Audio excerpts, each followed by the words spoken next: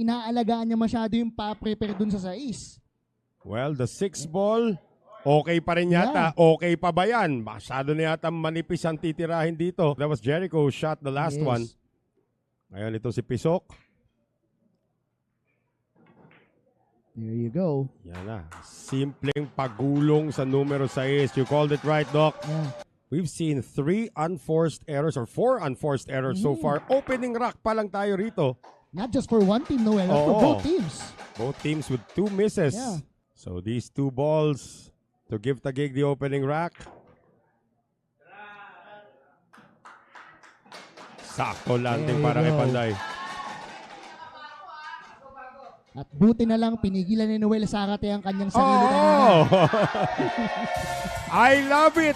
Kaagad ang narinig natin as the Taguig Stallions steal the opening rack.